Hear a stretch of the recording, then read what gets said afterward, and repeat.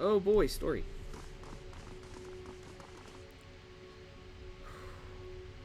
Vimund, a large bull-necked man in a hood, helps a young elven woman down from a glass chamber connected to a dizzying array of cables and machinery.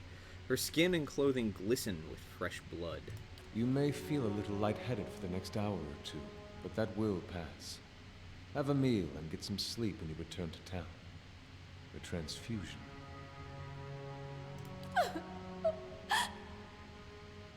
The transfusion will be smoothest if you relax and rest. The implanted essence already has a hold on your mind, so fighting it will be useless. And I hope our new visitor does not complicate matters overly. Oh, I'm gonna complicate matters. Subversion. The black sheep cousin of justice. Or haven't you heard Lord Heron's tale of woe about a missing daughter and an impending marriage? He's sent his soldiers to scour the village while he bides his time at the Dracogen Inn. You of all people should understand what I'm doing. I don't know who you are, but I can read that look of discontent on your face. Polite society frowns on your struggles and ideals as much as they do my animancy and Scan's rituals. But unsightliness reminds polite society that there are limits. When no one pays attention to the excesses and debaucheries of a lord, you give them something they can't look away from. And from your tone, I take it you don't know the circumstances of the child's conception. Indeed not. Lord Heron's been telling everyone she's his daughter. He brought her all the way out here just to avoid anyone who might know differently. She's his niece, and she's carrying his child. That's about where I thought that was going. Sagani's eyes are bright white orbs against her face paint. Her own kin? Her voice grows quiet. I know how I deal with that one. Oh, you and me, Sagani. We're on the same page.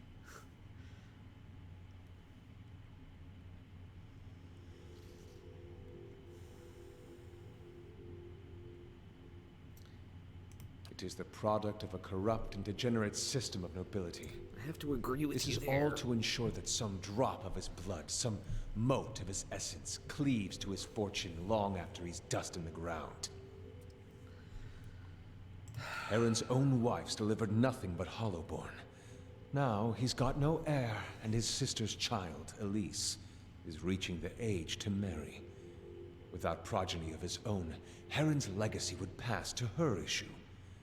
So, he found a way to continue his own noble line by putting his child in this girl, his own niece. You didn't have to resort to violence. Someone would have helped Alis. And yet, no one did. Not that innkeeper who wasn't above taking his lordship's coin. Not Heron's attendants who must have known. Not even his wife, the poor girl's aunt. Depravity like this doesn't happen, but that people allow it. This is the truth that decent folk don't want to see. Sometimes you need excess to fight men like Heron. Why do you think I'm here? This isn't just about Heron or the girl. It's about the corrupting influences of power and wealth. How people of privilege, people like Heron, are so often insulated from the consequences of their actions.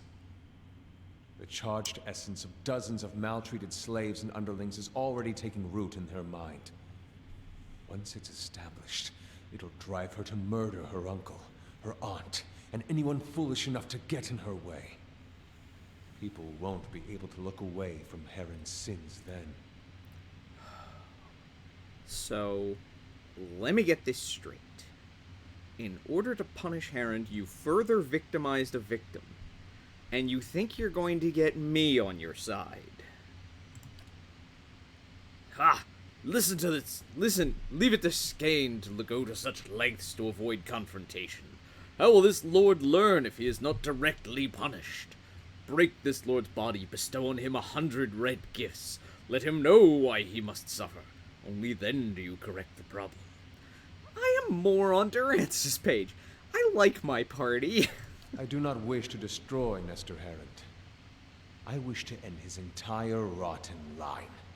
His name will become a curse among strangers. The deeds of his house will be eclipsed by his ruin. Foes will hear his name and shudder with pity.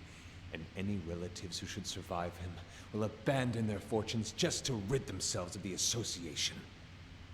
You're hot-blooded, willful, but there is no room for mercy and vengeance. And that's why I don't believe in vengeance. Yes!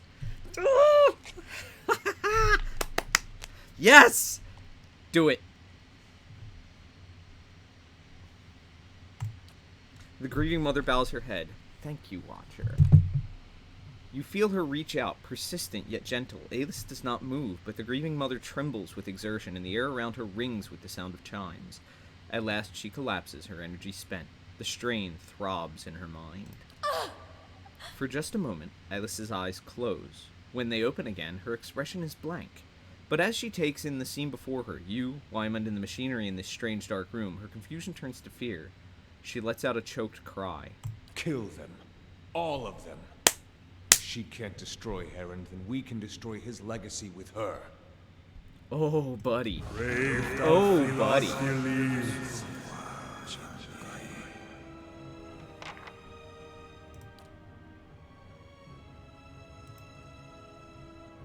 I'm pulling out the big guns. All right. I'm ready. This is not going to go well for you. Oh.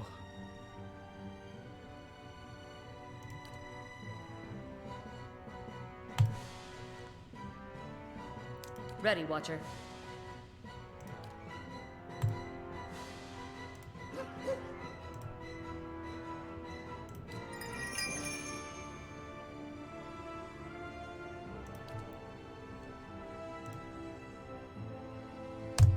Do it.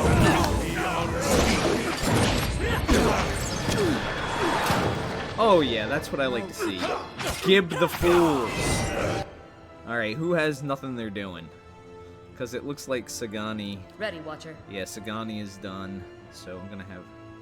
You're gonna take on this game Mindbreaker along with your puppy.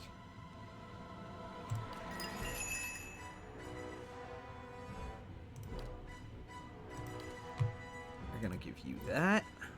I'm ready. And you're gonna do that.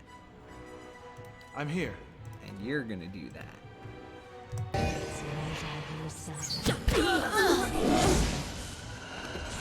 Alright. Where's Alis? Ah. The young woman blinks at you and takes a few steps back. Stay away. I don't know. She shakes her head and rubs her temples. What happened here? Scanite cultists kidnapped you. She looks around at the dead cultists. And pools of blood, her eyes widening in fear and confusion. She winces and pitches forward, holding her head. Hi, these wings, I can hardly remember a thing. Well, you're mentioning her wings instead of her tits, so that's a positive thing. She pauses, her brow furrowing. She mutters something in a dialect of Rawatai. Then Valian. No, my name is... Alis. Her fingers dance at her side, plucking the air in 3 repeated motions. A liar. The opening notes of the false night, Her twitching fingers brush her swelling abdomen. She looks back at you, a question in her eyes. You're a young noble who was taken advantage of by unscrupulous relatives. She nods absently. I also know I can't go back to the village, though I don't remember why. She looks around at the strange machinery, and I certainly can't stay here. Alright.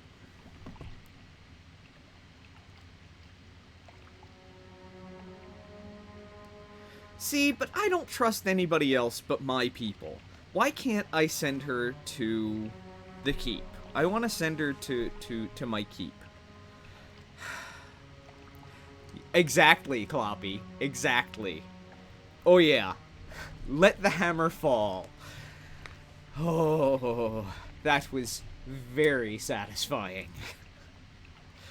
There's a temple on the edge of town. I'm sure the clergy will help you find someplace safe. The suggestion sinks in slowly, but it seems to take root in the newly barren places of her mind. It's good advice. She takes a final glance at the blood-spattered chamber. I won't look back. She hurries away. Yeah, that was like...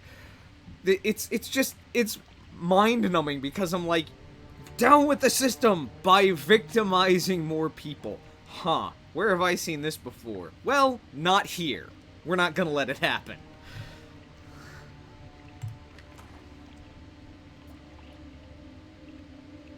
An exceptional morning star, fine stiletto. Yeah, well, all this is mostly self-fodder, so there's that.